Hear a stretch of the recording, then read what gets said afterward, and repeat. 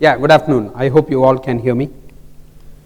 Okay, so generally it is a norm to say that post-lunch sessions I will not, make it heavy and all that. For a change, probably I will run you through some research analysis. How does that sound? So you can go more sleep, right? So why I am telling you this is because we had a range of personalities in the morning talking about future of jobs, how things are changing, what are the, what are the skills which will go redundant, what percentage, and Bibi Rekha Matthews just now said, I'm just recalling the last one about, Indian demographic advantage, and how we as India is probably going to be the talent power of the world. But the other side of the coin is how much of that is employable. That's a big issue. So why I thought then I will probably put you through some research statistics. It won't be as, I will not put you through some regression analysis, don't worry, but I condensed some findings and share it with you. Because we all know about the challenges by now. A lot of great personalities have come and talked. And anyway, irrespective of that, we are all experienced professional either in academics or industry. So there's not much, my opinion is not going to make anything different. But what I will share with you is, I'm apart from my industrial experience, I am also doing a research on employability for more than a year now. And have been, obviously when you do a research, you have to go through 100,000 literatures, reviews, and I have tried to condense some inputs out of that and share with you. And we will open it up because those are well-researched, published findings. And I have also published a paper which I will share with you later, and which you all can comment upon. It's available in the net. Okay, so that's just an expectation setting. I'm not going to talk anything new out here. So I'm sure all of you, before you came to this session, would have looked at the future of jobs. World Economic Forum 2016 Davos took up this subject quite extensively. You should Google and read through it, but I am not here to tell it fully because it is a fantastic research. It touches almost everything. The entire, the agenda of today is there in that. And they have split across and they have put conclusions and all that. But what I want to just highlight is, it is obviously the effect of the fourth industrial revolution, a merger of technology areas from artificial intelligence, robotics, nanotechnology to biotechnology, genomics, everything is merging. People with one particular skill area is not going to survive. A software engineer who is going to work, who is put on a project of say logistics, need to know about logistics industry and the end customer needs of the logistics industry. If a software engineer is put in a project in hospitality and tourism, they need to know more about what are the challenges in the tourism industry, because standard software is already commoditized. Any company can make it with minor price changes. So there is no longer any differentiation. What differentiation is brought about is let us not talk about innovation as a big thing, and micro innovations at the interface level between employee and the client. That is what matters. For that, you need a good understanding of what is the industry in which client is and what are the challenges he has. So apart from if it is a software engineer or a project leader or a project manager, apart from his functional experience and understanding of the industry of his client is important. That becomes another need now. Now, of course, this study shows it is going to bring about disruptive changes in business models. It is estimated that 35% of the core skills and around 65% of the jobs by less than 15 years is going to be new, right? There is just another research I want to share. It is HFS Research of 2016, which says about India's IT services going to lose around 6.4 lakh jobs, so in automation. But let me not talk there is also a positive side to it, okay? 6.5 lakh jobs, low-end jobs will go.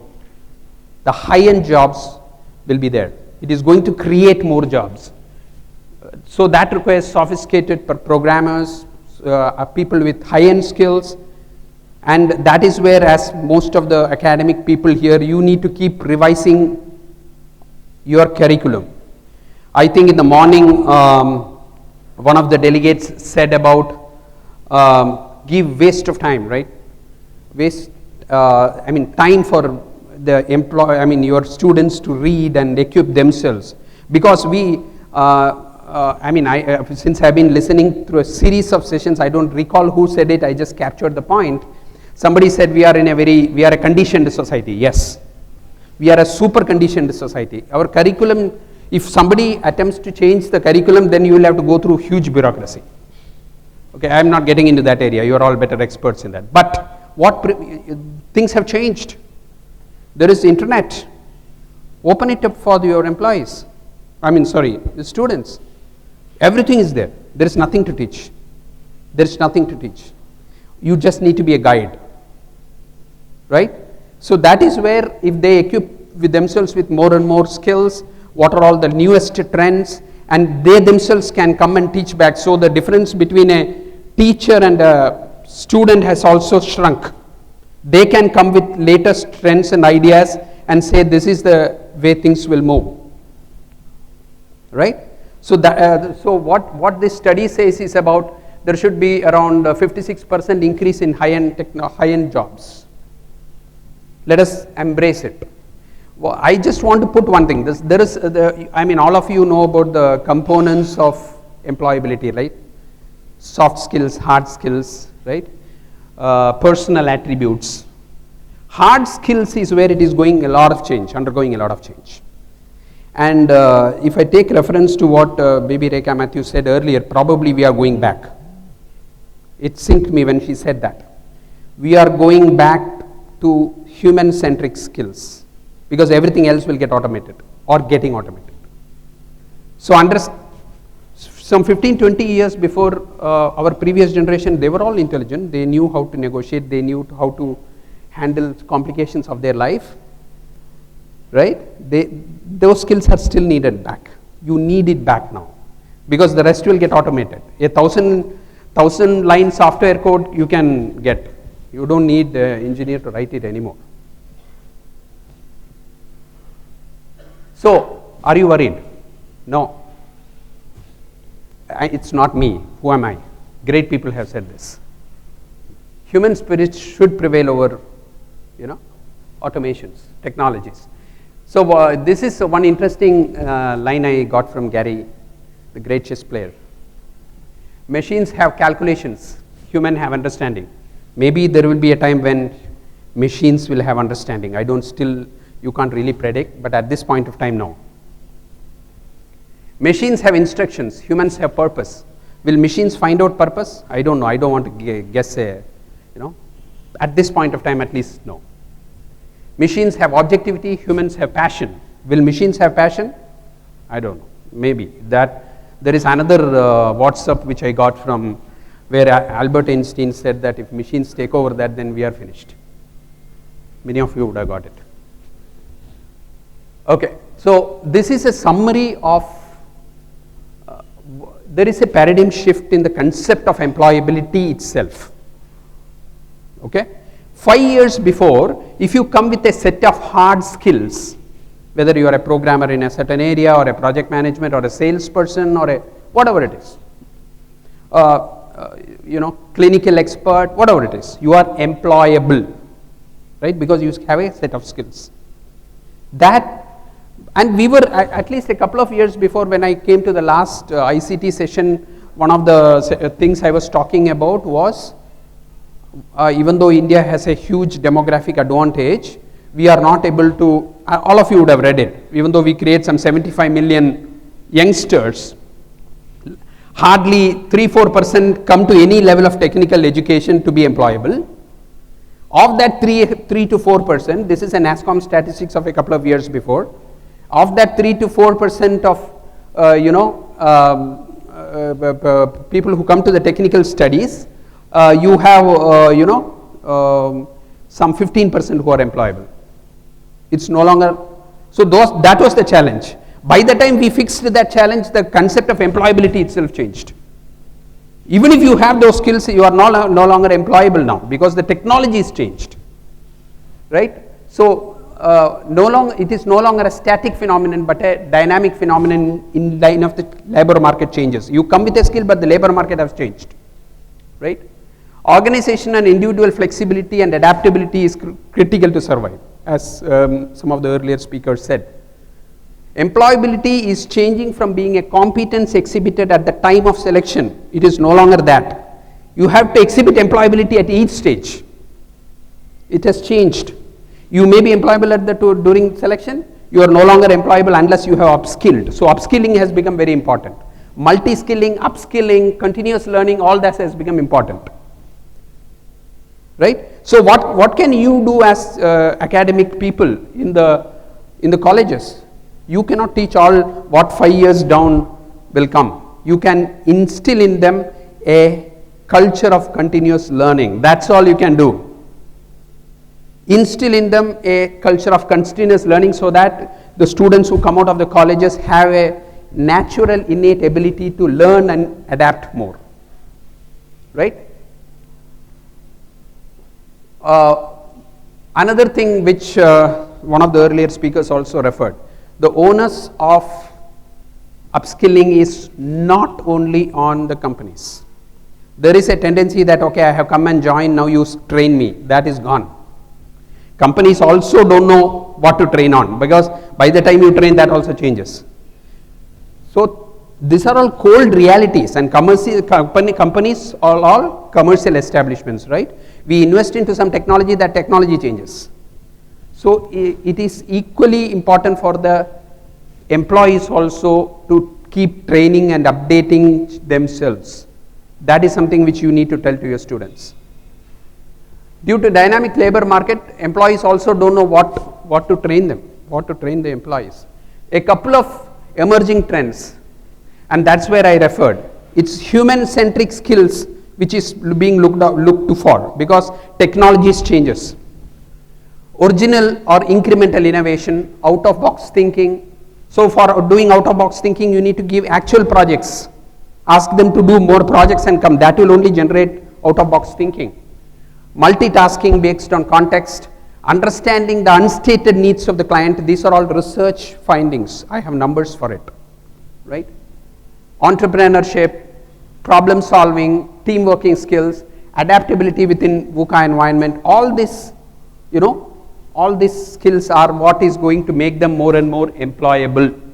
All this you can impart in your colleges by giving practical projects, putting them on projects and asking them to work along the team and those kind of stuff.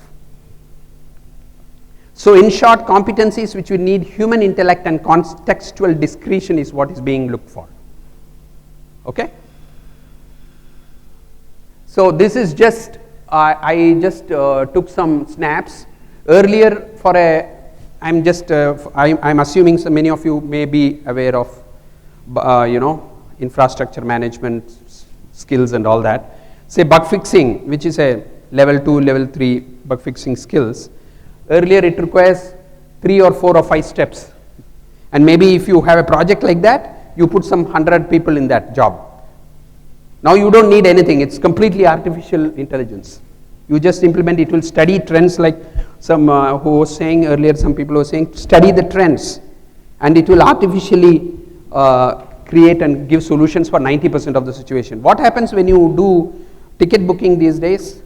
If it is integrated with your email or Facebook and all that, there, if you book a ticket from here to say Delhi, flight tickets, and you have booked or not booked, it will throw up when you open up your Facebook. It gathers intelligence, right? So this is I just took a couple of examples if we had time, but I am just skipping. A couple of projects like this will artificial intelligence, projects which require 1,000 people to work has become, this is our product called Thhe, but every other company has an artificial intelligence product. So how do we do it? People who had the fundamental skills, we will put them through the data platform skills, knowledge platform skills, and automation platform. And then we train them, those engineers who came with earlier used to write software, we make them artificial intelligence, AI embedded engineers. We train them. So they can do, that's how we create new jobs. It's not that you lose jobs. But even this artificial intelligence platform needs software engineers. Yeah, employability, you know about the transformational crisis we have in the industry today, and old skills are no longer employable, right? Innovation is no longer an R&D cell. It is not somebody sitting in the ivory tower and doing R&D. Innovation happens it is broad-based. Every employee is expected to innovate. And many companies, including, say, I know of HCL, I know of Infosys, we all have programs which is, which expects employees to innovate based on client requirements. It is being encouraged. This is a couple of literature reviews, but I will just call out, this was one from ICT Journal of Management Studies of November 2016, which says that lack of knowledge relevant to current day needs, apart from the lack of analytical ability and analyze risks. These are findings. They have gone to a lot of colleges. Please take inputs and revise yourselves. That's all. They are saying this. Another study which is done by employability skills of newly graduated engineers in India by Andreas Bloom and Hiroshi Seiki says that higher order thinking skills has to be developed. Okay, so you probably need to give more thinking projects and all that. And a research paper on employability of an Indian case study says about team playing presentation. We know about this, but the two other things are more important. So what should we do? You may be wondering, okay, you are saying all this. What should we do? Join hands. Join hands like what ICT Academy is doing on upskilling. There is another program by FICCI called the National Knowledge Function Hub, which is actually providing professional exposure on real life industrial activities. Probably tie up with them. We had a delegate in the morning talking about the Indus entrepreneurs. Tie up with those kind of institutions. That is how you make your output, that is the talent, more enriched. So essentially this is, as I told you, I took a research paper. I didn't prepare any presentation, so this research is still pending. So there are 4 dimensions I identified: socio-economic, individual skills, organization and environmental skills, and HR has a huge role to play. HR is a talent or skills custodian. HR is no longer the old HR, obviously. We are skills custodian. We are supposed to make skill heat maps. For example, in our company, we make skill heat maps. You know what skill heat map is? You take a project, look at how many people are there in the sunset skills, what percentage of people are in the maintenance skills, what percentage of people are in the growth skills, what percentage of people are in the niche skills. We make a map and create progression plans. So HR is a skills custodian. So HR is supposed to be on the board when you bid for a business and say that how ready we are to deploy this. How many of our people are skilled and what is the proficiency levels of those skills. Skill heat map is the job of HR going forward. Okay, this I'll just rush through it. There are a couple of people who have already talked about this. This is another study on, I was a part of this. You know TV Rao, the legend of HR. They did, even though this is for MBA, many of this may be relevant. What are the employees looking for? Many companies, public sector companies, private companies including Infosys participated in this, and a couple of things, I can share this with you later, but a couple of things, they put it all into 3 dimensions: knowing dimensions, doing dimension. This is very important. Many of our institutions lack in doing dimensions. Practical things are lacking. Being dimension, biggest being like ethics and being confident and all that stuff. But this is more has to come from within. Okay. But I will just go back to here, doing dimension. Let us make our curriculum more and more practical. Okay, so what are the new jobs? But I found that video in the just before after the lunch. That was awesome. I mapped these future jobs a little earlier, but this is my journal on International Journal of Applied Business Economic Research. I worked along with Dr. Badrinath and Dr. Alimelu of Shastra University and published a paper on employability skills. You can go and critique it. It is available in serialjournal.com. It's just has been published after validations. Essentially, we are talking here about, whatever I said earlier, like employability will go back to your, human-centric skills. So give them more practical projects, put them into cross-functional teams, make them present. These will make them more employable because the skills you teach in your college by the time they come out will become different. Thank you very much. I hope I didn't put you to sleep. I removed the regression analysis for your sake. Thank you.